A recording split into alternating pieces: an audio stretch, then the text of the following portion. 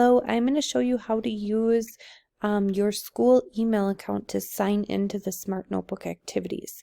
So in your distance learning board, click on the link that your teacher has given you.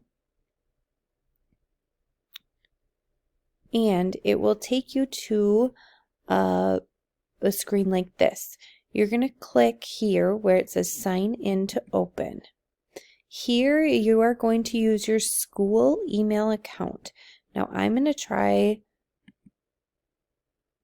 signing in with a student account. So I'm going to use my daughter's email account here and see how this works so you can see what the student side looks like.